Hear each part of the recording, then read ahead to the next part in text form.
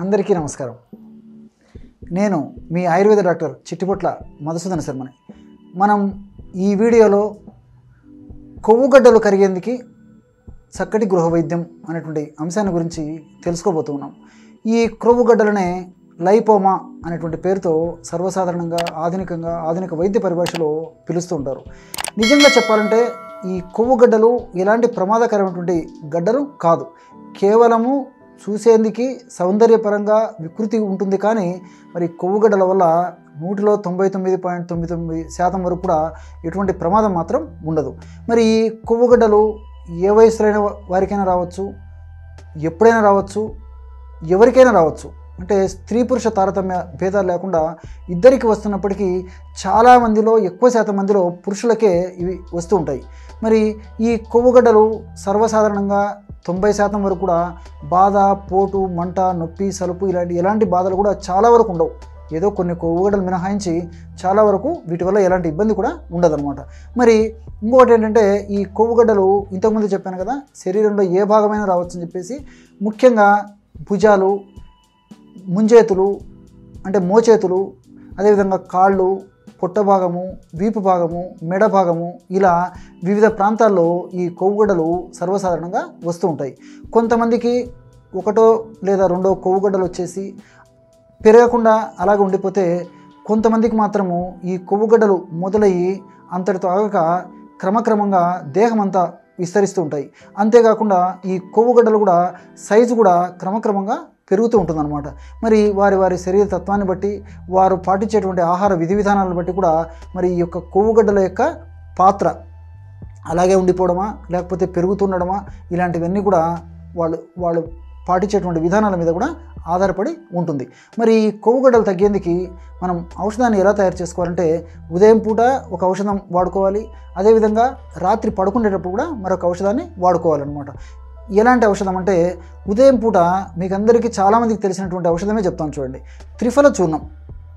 ఈ త్రిఫల చూర్ణము ప్రామాణిక కంపెనీ వాళ్ళు తయారు చేసేటువంటి త్రిఫల చూర్ణం మాత్రం తప్పనిసరిగా తెచ్చుకోండి. ఎందుకంటే త్రిఫల చూర్ణంలో కరక్కాయలు, తానికాయలు, ఉసిరికాయలు ఉంటాయి కాబట్టి పైన ఉన్నటువంటి బెరడును ఎండించేసేసి కలిపి తయారు చేసినటువంటి ఔషధం చాలా అద్భుతంగా పనిచేస్తుంది. కానీ మనం ఆ త్రిఫల చూర్ణం తయారీలో లోపల ఉన్నటువంటి విత్తనాలు కూడా కలిపి కూడా ఔషధాన్ని తయారు చేస్తే అంత సమర్థవంతంగా పనిచేసేటువంటి పరిస్థితి ఉండదు. కాబట్టి పై బెరడులో మాత్రమే ఎండించి కలిపి తయారు చేసినటువంటి త్రిఫల చూర్ణం కూడా ప్రామాణిక కంపెనీ వాళ్ళు మనకు తయారు చేస్తూ మనకు విక్రయిస్తున్నారు. కాబట్టి అలాంటి త్రిఫల చూర్ణం తెచ్చుకుంటే సరిపోతుంది.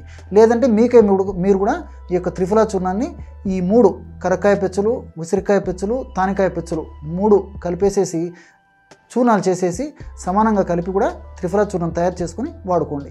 ఈ యొక్క త్రిఫల చూర్ణాన్ని రోజు ఉదయం పరిగడుపున 100 మిల్లీలీటర్ల గోరువెచ్చ నీళ్ళల్లో 5 గ్రాములు అంటే ఇంచుమించు 1 టీ స్పూన్ పొడి కలిపేసి తాగేసేయండి.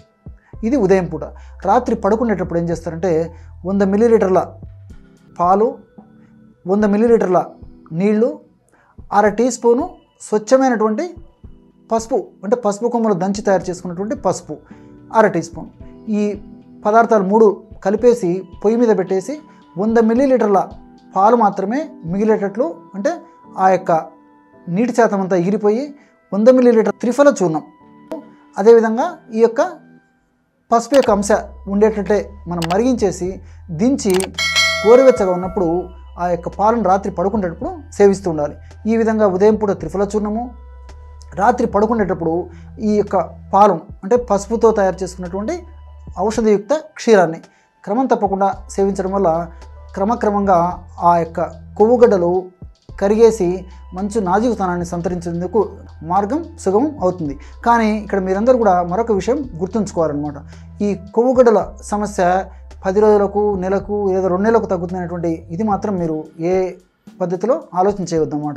దీర్ఘకాలికంగా ఒక దీక్షలాగా, యజ్ఞంలాగా, పట్టుదలగా తగ్గించుకోవాలన్నటువంటి సంకల్పం దృఢంగా ఉంచుకొని మరి ఇలాంటి ఔషధాలు వాడుకుంటూ ఆహార విధి విధానాలను పాటిస్తూ చక్కగా ఈ యొక్క ఔషధాన్ని సేవించుతూ ఉండడం వల్ల మరి ఆ యొక్క సమస్యకి చాలా చక్కటి పరిష్కారం దొరుకుతుంది.